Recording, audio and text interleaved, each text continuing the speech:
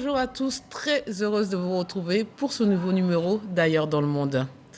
Le Mali, enclavé au cœur du Sahel, a été le théâtre de 2 coups d'État militaires en août 2020 et en mai 2021. Une crise politique qui va de pair avec une grave crise sécuritaire que traverse le pays depuis 2012. La CEDEAO avait obtenu des autorités issues du putsch d'août 2020 l'engagement qu'elle rendrait le pouvoir à des civils élus au bout de 18 mois. Les autorités disent aujourd'hui ne pas être en mesure de respecter cet engagement et s'octroient un délai de 5 ans. La CEDEAO a depuis décidé de fermer les frontières de ses États membres avec le Mali et d'imposer de lourdes sanctions économiques, notamment à travers l'UEMOA. Des décisions que le gouvernement malien a aussitôt dénoncées. Alors, quelles sont les conséquences des sanctions infligées par la CEDEAO au Mali et quelle sera l'issue de ce bras de fer? Pour en parler, je reçois le docteur William Aglonon, politologue. Bonjour, Bonjour et Fatih. bienvenue. Merci. Et le journaliste Valentin Bougain. Bonjour. Bonjour Fatih. Et merci d'être présent. Alors, messieurs, le dimanche 9 janvier, donc, les dirigeants de la communauté économique des États d'Afrique de l'Ouest, la CEDEAO, ont adopté des sanctions contre le Mali. On va les lister et puis parler des conséquences immédiates. La fermeture des frontières, la suspension des échanges non nécessaires, le blocage des aides financières, le gel des avoirs auprès de la BCAO, le rappel des ambassadeurs et puis ces fameuses troupes... Attente. Exactement. Alors, quelles sont les conséquences immédiates, du moins à court et long terme, directes et indirectes, de toutes ces sanctions pour le Mali? Merci. Je pense que les premières conséquences, puisque les sanctions sont économiques, donc c'est des conséquences sur le développement du Mali, parce qu'il ne faut pas avoir peur des mots. Le Mali est pratiquement sous embargo, le Mali est plus ou moins asphyxié. Lorsque vous asphyxiez l'économie nationale, vous asphyxiez complètement le pays.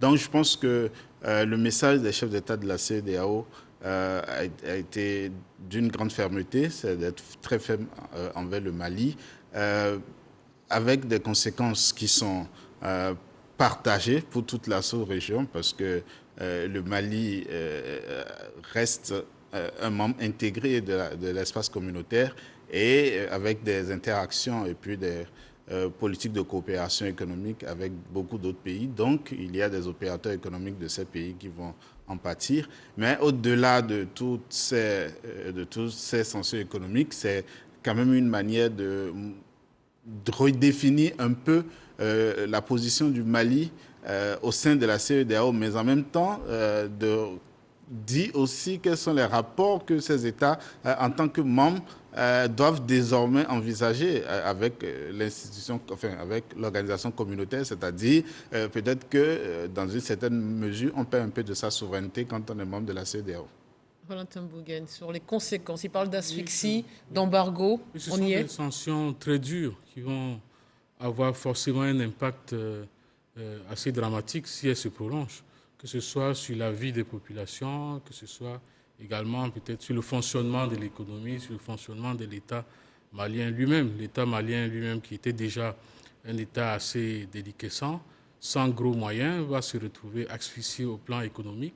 Donc c'est tout ce qui concerne les investissements et autres dans le domaine social, dans le domaine même de la lutte contre le terrorisme et autres. C'est tous ces investissements qui vont marquer un coup d'arrêt, puisque là, avec le gel des avoirs à la Banque centrale, et justement le repli des autres partenaires techniques et financiers, l'économie va être asphyxiée. Puis deuxième grosse conséquence, là, sur les populations elles-mêmes, c'est que le fait qu'on ferme les frontières pour un pays enclavé comme le Mali, qui dépend à plus de 80% de ses importations de l'extérieur, c'est dramatique. Les produits, c'est vrai, on a essayé de mettre hors de ce champ de l'embargo les produits alimentaires essentiels, mais cela dit, ça va être très très difficile. L'approvisionnement pour les autres matières dont a besoin l'économie, notamment le ciment et le fer, et tout ça, ça va être bloqué. On le voit aussi avec les blocages de part et d'autre de la frontière, notamment la frontière du côté ivoirien comme du côté sénégalais, avec des camions qui ne peuvent plus, l'arrêt des camions et autres. C'est dramatique à la fois pour le Mali, ses populations, mais aussi même pour les pays les limitrophes, notamment, j'allais dire. parce que l'essentiel le transfert du fret, par exemple, malien passe par le port de Dakar et le port d'Abidjan. Mais Air Côte d'Ivoire, en tout cas, même les structures aériennes qui stoppent leur vol en Côte d'Ivoire, notamment, on a plus d'1 million de Maliens. Bon, les conséquences ne sont pas que pour le Mali. Vous nous dites aussi, on a entendu un peu partout que ces sanctions sont particulièrement sévères, mais elles sont, on va dire, elles sont pas définitives. La CEDEAO nous rappelle que ces sanctions, c'est pour obliger la junte à revenir sur les tables de négociation, et notamment au sujet de ces fameuses élections, puisque selon la CEDEAO, ces sanctions ont été prises en raison de l'incapacité de la junte au pouvoir à respecter la date limite prévue en février pour la tenue d'élections visant à rétablir un régime civil. Messieurs, très franchement, la CEDEAO pouvait-elle agir autrement? N'est-elle pas dans son bon droit? En tapant aussi durement sur le Mali. Alors, il y a plusieurs éléments d'analyse, parce que je pense qu'il faut sortir du manichéisme ambiant. Il ne faut pas être soit pour la CEDEAO, soit pour le Mali. Là n'est pas le débat. Je pense que dans la décision de la CEDEAO, il y a quand même des éléments pertinents. La CEDEAO dit nous ne faisons pas confiance à la junte, au pouvoir. Nous ne croyons pas en sa bonne foi de transmettre le pouvoir aux civils dans un délai raisonnable, parce que ce qui nous est proposé comme argument, et d'ailleurs le chronogramme même ne tient pas. La CEDEAO estime aussi que l'analyse, puisque le Mali dit que ce chronogramme est issu des assises nationales. La CEDEAO dit que ces assises n'ont pas un caractère consensuel parce qu'il y a eu beaucoup d'acteurs qui ont été écartés et d'autres qui se sont désolidarisés. Et compte tenu de ces éléments, nous ne pouvons pas considérer qu'un chronogramme qui soit issu de ces assises tienne la route.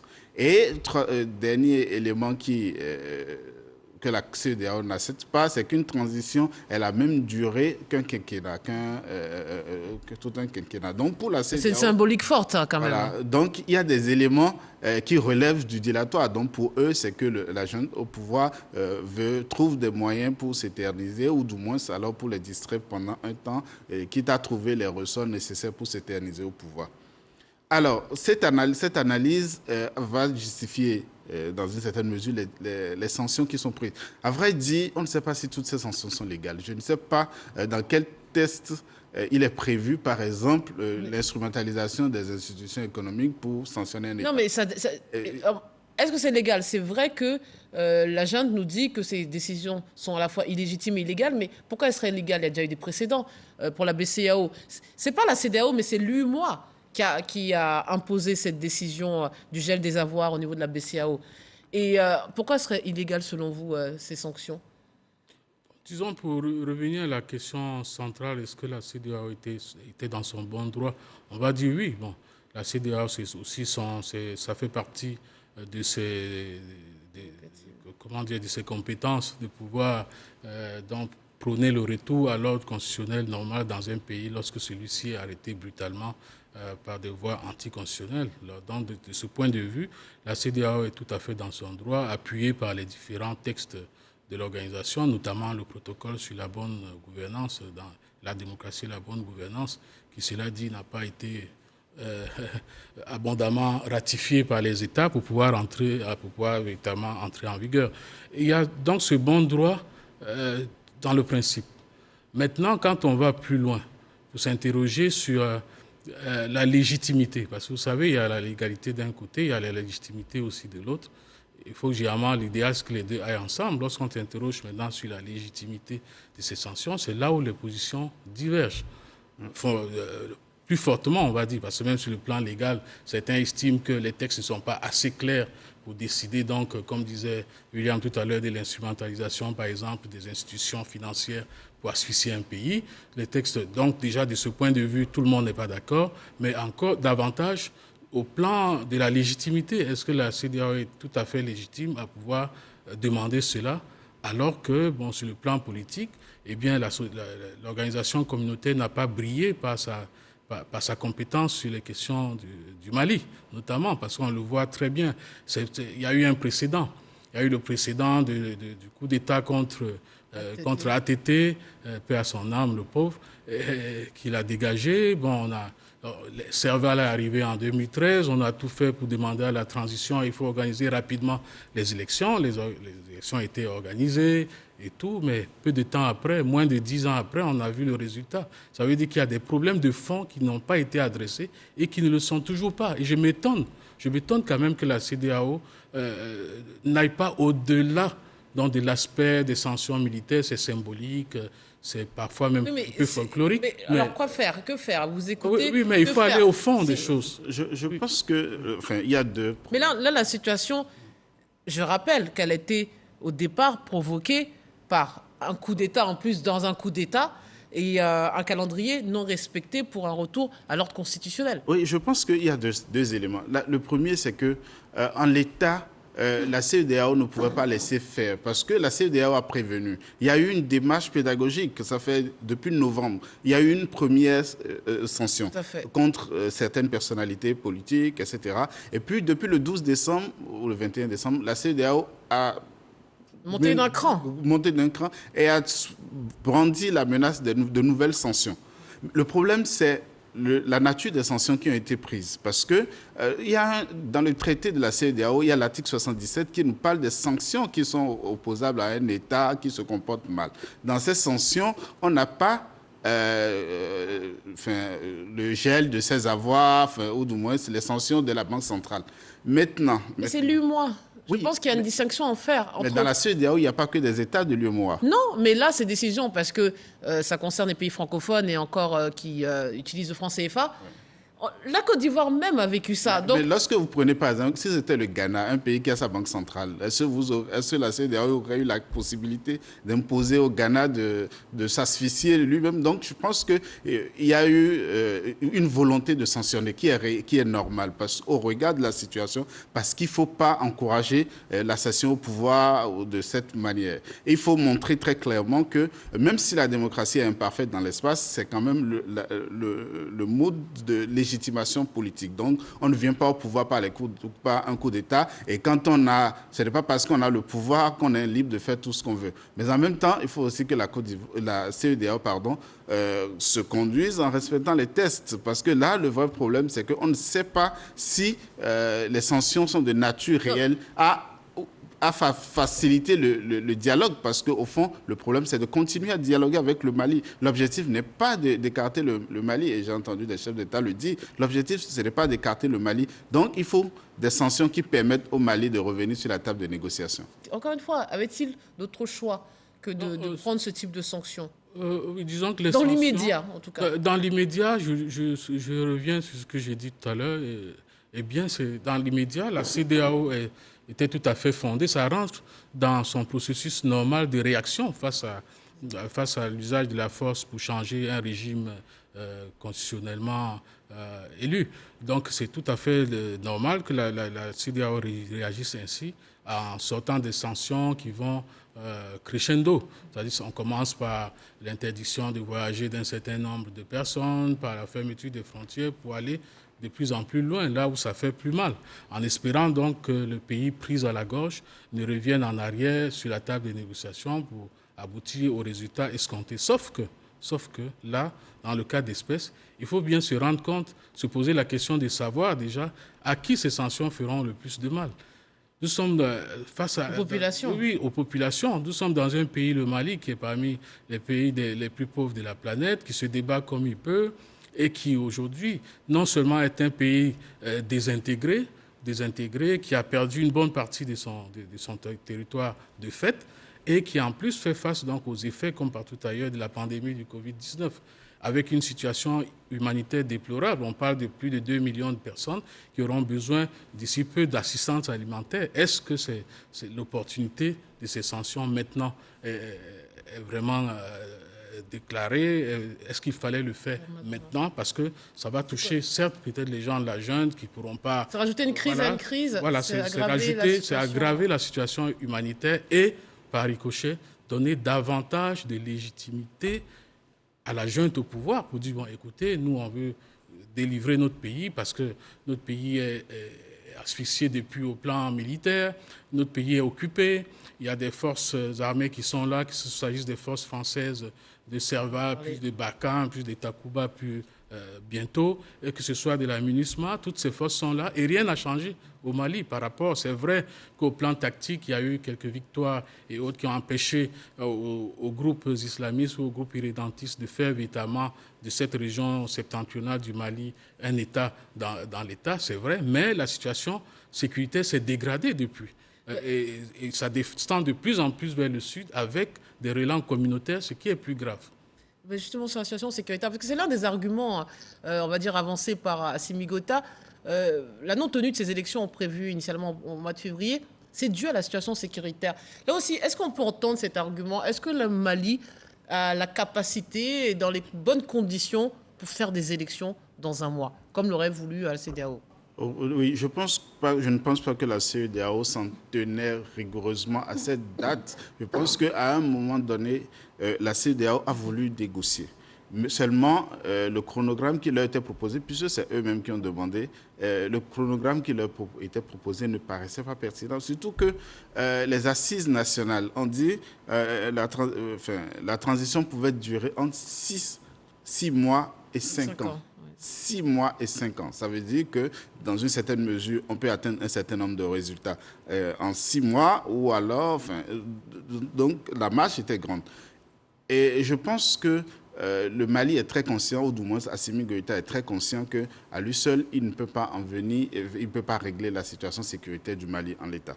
Donc ce n'est pas non plus en perdant le soutien de la CEDEAO que le Mali va régler cette situation-là. Et ce n'est pas non plus en compliquant les relations avec les autres institutions, parce qu'au fond, quand ça a commencé au Mali, la CEDEAO a été la première institution à intervenir au Mali. Ça faisait partie de ses attributions, de ses compétences et de ses objectifs. Donc, il fallait pacifier le Mali. C'est vrai que la CEDEAO n'a pas souvent les moyens de sa politique, donc elle n'a pas pu faire grand-chose, etc.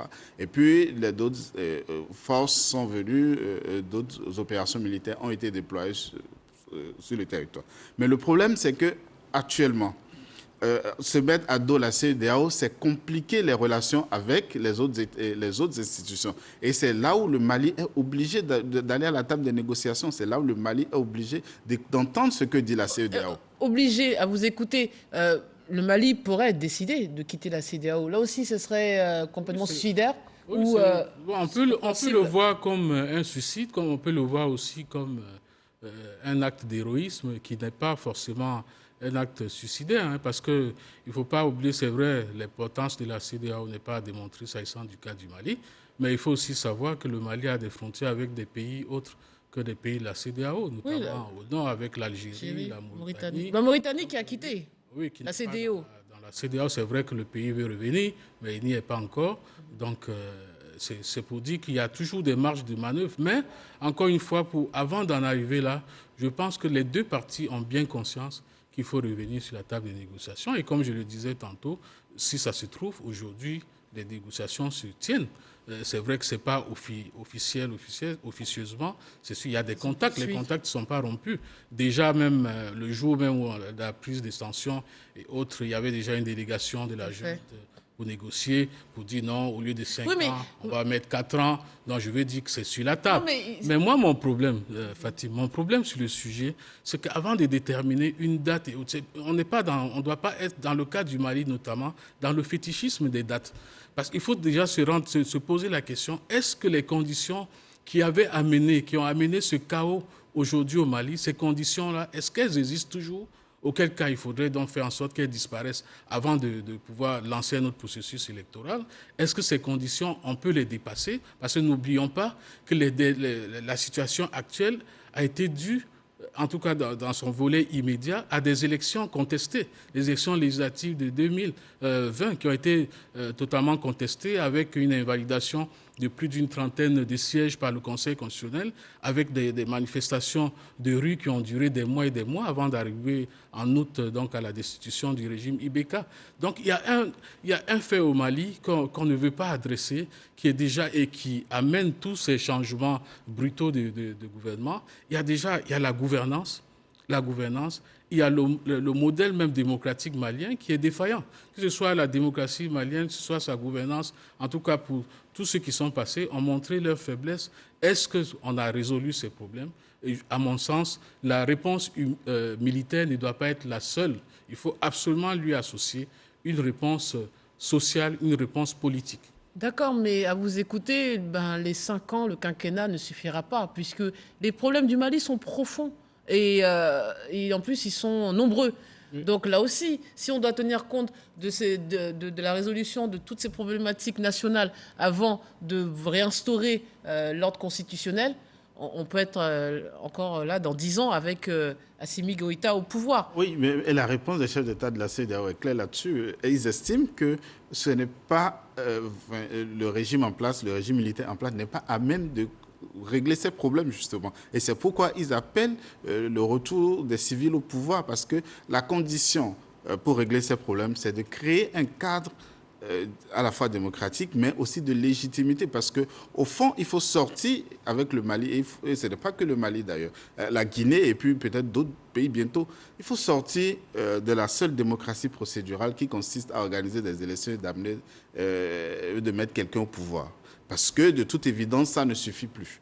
Parce que tous ces pays, les chefs d'État, que ce soit Ibeka, Alpha Condé, peuvent prétendre être arrivés au pouvoir par les urnes. Mais manifestement, le peuple, qui est le socle même de la démocratie, n'a pas toujours été avec eux. Donc, à un moment donné, il faut se rendre compte que les élections ne suffisent plus. Et si les élections ne suffisent pas, c'est quand même la condition de départ. Et c'est ce que la CEDEAO est en train de dire à Assimi Goïta. Les élections constituent le préalable. Après, la légitimité populaire vient renforcer cette légitimité des urnes. Mais on ne peut pas, l'une ne pourra pas se passer de l'autre. Et aujourd'hui, le Mali, ou du moins Assimi Goïta, estime qu'avec la légitimité populaire, avec le fait que le peuple soit, ou du moins... les soutiennent. Le soutiennent visiblement, mais ça ne suffit pas, parce que ça, on ne peut pas quantifier, ce n'est pas rationnel. On ne peut pas s'appuyer sur une marée humaine qui soutient une décision ou qui manifeste contre une décision pour dire que le peuple... Je voulais quand même faire remarquer qu'on avait dit la même chose au temps d'Ibeka. Oui. On avait dit que non, il faut qu'on instaure un régime démocratique. Et c'est comme ça qu'Ibeka est arrivé. C'est le régime démocratique instauré après les élections qui va résoudre les problèmes du Mali. On voit où est-ce qu'on en est aujourd'hui. Est-ce que les problèmes du Mali ont été résolus par ce régime? Qu'est-ce que ça coûte de mettre tous les problèmes à plat, d'essayer d'en résoudre le maximum possible pour donner au moins un semblant de légitimité et de légalité à ces élections? Est-ce qu'il faut aller coûte que coûte aux élections rapidement, comme on le dit, quitte à faire l'impasse sur tous ces problèmes-là? Parce qu'on ira aux élections, on votera pour un régime. Ceux qui ont le plus d'argent aujourd'hui vont gagner. Ceux qui sont à même de pouvoir mener une campagne électorale tout de suite vont gagner. Mais est-ce que la démocratie malienne aura gagné? Est-ce que le mode de gouvernance au Mali, qui est à l'origine, encore une fois, de tous ces conflits récurrents, est-ce que ce mode de gouvernance va changer fondamentalement? Ça, j'en doute. Le Mali semble régler ses comptes avec la France, à qui les autorités maliennes reprochent paradoxalement le désengagement et la présence, voulant même dénoncer, j'ai cru comprendre, les accords de coopération. Qu'en est-il exactement? On a un affrontement certains vous diront franco-russe sur le territoire malien, mais le ton est dur entre les deux pays quand même. Oui, je pense qu'on a écouté les propos du ministre français des Affaires étrangères qui n'étaient pas des propos très... Jean-Yves Le Drian, oui. À l'endroit du Mali. On a écouté la réplique du Premier ministre Choguel Maïga. Donc, c'est vrai qu'entre les deux, le torchon brûle. Mais en même temps, et ça fait partie des éléments de toute cette crise et aussi des éléments de la décision de la CEDEAO et des éléments de la réaction du Mali. Parce que pour le Mali, la décision de la CEDEAO, la France n'est pas étrangère à la décision ou aux sanctions formulées par la CEDEAO. Et effectivement, il y a des éléments de cette sanction qui paraissent quand même un peu... Mais ça, on en est sûr, là aussi, c'est en procès d'intention. Là, on n'est pas sûr, mais quelque part... Il n'y aura pas un consensus de la part de tous ces chefs d'État et peut-être de puissances étrangères? Non, mais quelque part dans la décision de la CEDEAO, il est dit que le Mali n'a pas le droit de prendre des mesures importantes, de faire des réformes structurelles importantes. Que la junte au pouvoir n'a pas le droit de faire des réformes structurelles importantes. Or, en réalité, on se rend compte que ça fait quelques temps déjà que le Mali veut renégocier ses accords militaires avec la France. Le Mali noue de nouvelles relations avec la Russie, etc. Et on se demande bien quelles sont ces réformes structurelles importantes qu'on ne voudrait pas voir le Mali faire à cette époque, en ce moment-ci. Donc, je pense qu'il y a des éléments qu'il ne faut pas occulter. C'est sûr que la France est une puissance qui, dans cette situation, ne voudrait pas partir par la petite porte. Il y a deux éléments, à mon avis, qui interviennent sur cette question. Le premier, c'est d'abord le facteur national. On sous-estime le nationalisme malien aujourd'hui, qui devient de plus en plus fort et qui en fait, témoigne de l'exaspération d'une bonne partie du peuple malien face à l'inefficacité de la présence française comme de la présence des autres forces européennes et internationales au Mali. Ça fait plus de 10 ans que ces forces sont là, rien n'avance. Il y a des enclaves même des États dans l'État au nord, à Kidal par exemple, où l'armée malienne ne peut pas y être et assurer ses missions régaliennes. Eh bien, les gens se posent des questions. Mais pourquoi ils sont là et que rien n'avance? Et pourquoi quand le gouvernement dit, bon, écoutez, on va faire appel peut-être à d'autres forces pour voir si ça marche mieux, pourquoi est-ce que la France dit non? Les gens ne comprennent pas. Ça, c'est déjà un élément. Ça, c'est l'aspect national. Maintenant, il y a l'aspect international qui nous montre encore une fois que le Mali, en fait, il y a des intérêts qui sont au-dessus du Mali. On est aujourd'hui dans une géopolitique qui est en train de se refaire dans la région. Vous avez la France qui n'a pas les moyens, qui n'a plus les moyens de sa politique traditionnelle en Afrique, qui essaie donc de se coller, de s'agripper davantage à l'Europe pour européaniser donc les forces en présence en Afrique et autres. Et puis vous avez d'un autre côté d'autres acteurs qui interviennent, qui lorgnent, comme la Russie, à travers donc le groupe Wagner. C'est vrai qu'officiellement, ce n'est pas la Russie, mais les Russes sont là. Il y a d'autres acteurs qui interviennent et qui en rajoutent donc à l'aspect géostratégique de la région, à l'importance géostratégique de la région aujourd'hui aux yeux des différentes puissances, sans compter que quand on regarde par exemple les clivages qu'il y a eu au Conseil de sécurité quand à adopter une résolution sanctionnant le Mali, soutenant les résolutions de la CEDEAO, vous avez bien vu que ça n'a pas été unanime. Il y a eu des puissances comme la Russie ou la Chine qui n'ont pas voté pour. Dernier mot, s'il vous plaît. Ce vendredi 21 janvier, l'ancien président malien, Ibrahim Boubacar Keïta, décédé dimanche dernier à son domicile de Bamako à l'âge de 76 ans, est inhumé. Que faut-il retenir de cette personnalité politique? Quel bilan peut-on faire d'Ibrahim Boubacar Keïta? Je pense que c'est très difficile de faire le bilan, ou alors nous sommes en train de faire une partie de ce bilan, parce qu'il n'est pas étranger à tout ce que nous sommes en train de développer. Mais en même temps, il faut faire remarquer que c'est une grande personnalité. Humainement, c'est quelqu'un qui a marqué le Mali parce qu'il a été un serviteur loyal de l'État. Il a dirigé ou du moins assumé des postes de haute responsabilité pendant des années. Il est devenu chef d'État. À un moment donné, je pense qu'il était complètement en déphasage parce que c'est aussi ça le problème quand on dure trop sur la scène politique. À un moment donné, les visions, ce qui vous a motivé à entrer sur la scène politique, nous sommes dans un monde qui change et apparemment, il n'a pas su s'adapter. Un mot. Oh oui, bon, sur IBK, en bon africain, on va d'abord dire paix à son âme, on rend hommage à cette personnalité et autres qui nous quittent, c'est humain, mais sur le plan politique, on peut dire qu'il a fait de son mieux, mais malheureusement, ça n'a pas été assez pour pouvoir sortir son pays du chaos. Alors, ça sera le mot de la fin, messieurs. Merci de votre participation. Merci à vous de nous avoir suivis. On se quitte sur cette citation. Dieu se rit des hommes qui déplorent les effets dont ils chérissent les causes de Bossuet. Merci de nous avoir suivis. Bonne suite des programmes sur RTI.